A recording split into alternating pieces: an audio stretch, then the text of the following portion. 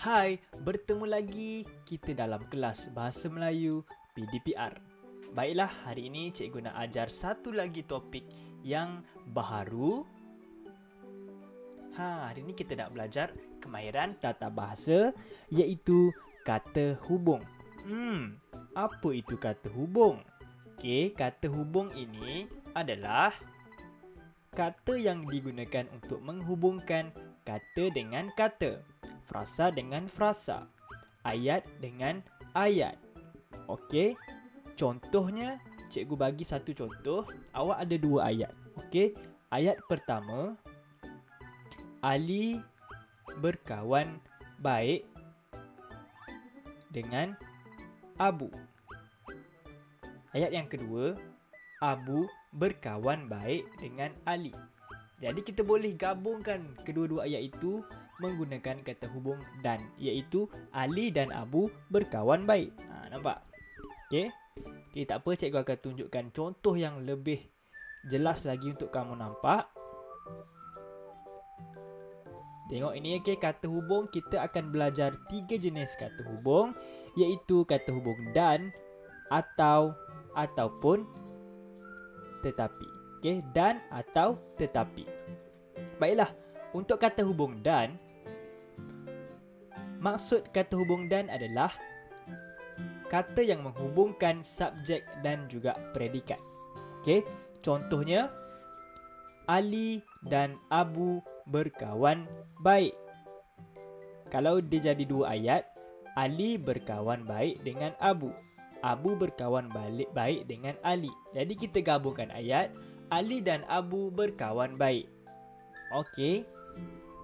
Untuk kata hubung yang kedua iaitu atau. Atau bermaksud dia untuk menunjukkan sesuatu pilihan. Okey. Contohnya, kamu nak beli mainan. Okey, kamu nak beli mainan robot ke nak beli mainan kereta? Jadi, nak beli robot atau kereta. Maksudnya kita kena pilih salah satu adalah kata hubung atau. Okey, cikgu bagi contoh. Kamu suka makan roti atau biskut. Jadi, atau digunakan untuk kita memilih sesuatu.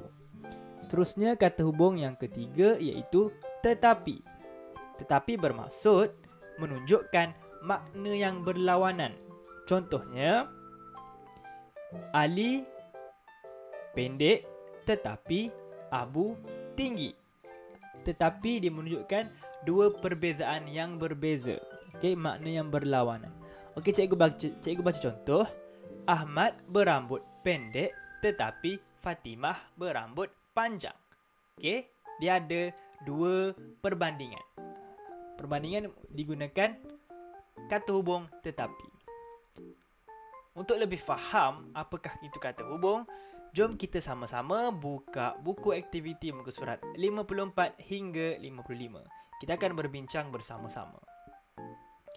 Okey, buku aktiviti muka surat 54 dikata lengkapkan ayat dengan kata hubung yang sesuai. Diberi 3 jenis kata hubung iaitu dan, atau, dan tetapi. Jadi ketiga-tiga kata hubung ini kita perlu isikan dalam ayat ini. Dia dah bagi. Okey, ayat yang pertama kita baca sama-sama. Ganesh makan roti, tempat kosong adiknya makan biskut. Berdasarkan gambar ni kita dapat tengok dia nak menunjukkan perbezaan, iaitu Ganesh makan roti, adiknya makan biskut.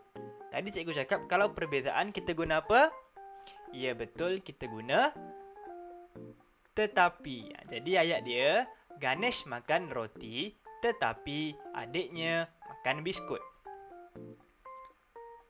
Ayat yang kedua, tembikai tempat kosong betik kaya dengan vitamin. Dia nak bagi tahu buah tembikai, satu lagi buah betik kaya dengan vitamin. Jadi yang sesuainya adalah dan. Pandai. Sebab apa? Sebab dia nak menunjukkan kedua-dua buah itu mempunyai persamaan, iaitu kaya dengan vitamin. Dia bukan nak bagi tahu perbandingan, dia nak bagi tahu kedua-dua buah itu kaya dengan vitamin. Okey, nombor 3.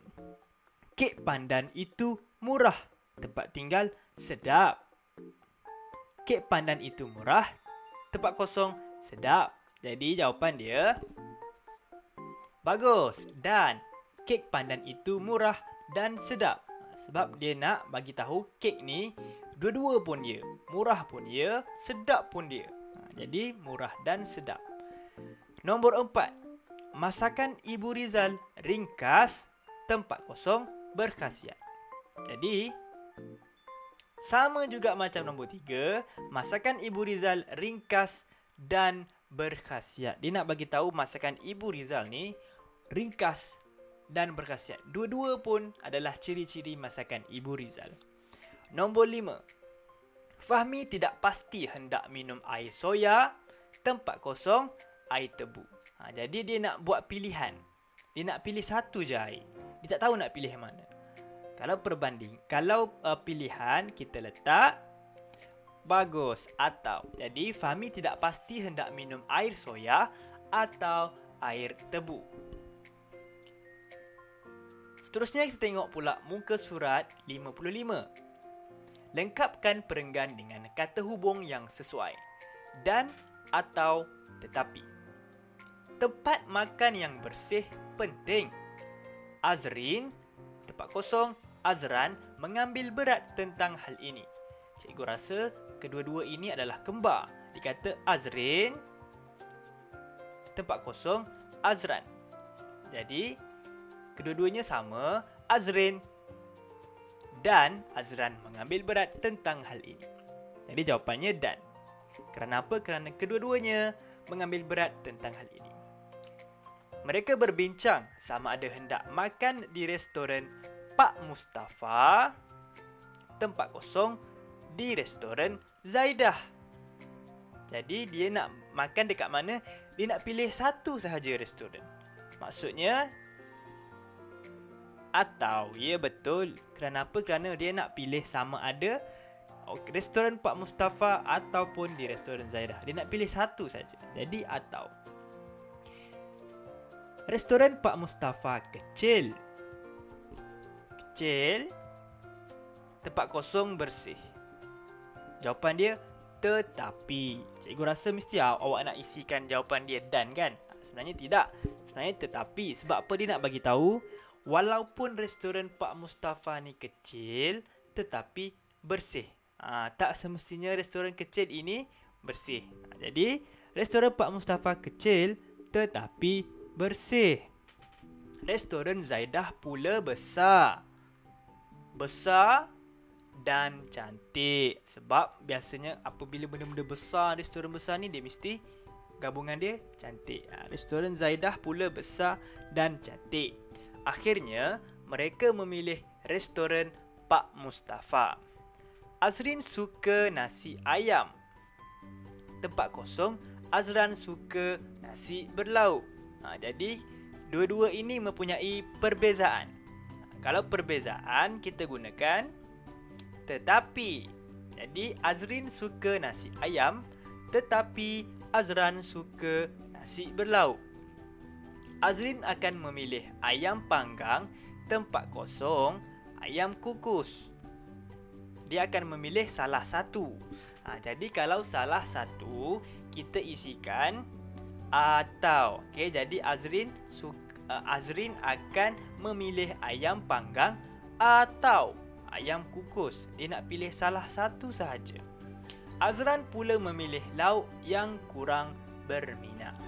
Jadi inilah jawapan untuk kerja buku aktiviti muka surat 54 hingga 55. Cikgu harap awak faham apakah itu kata hubung dan bila kita nak guna kata hubung ini dengan sesuai. Sekiranya awak ada sebarang persoalan untuk tanya cikgu, kalau tak faham, boleh terus bertanya cikgu di nombor telefon cikgu. Okey, sekian. Itu sahaja kelas kita. Terima kasih.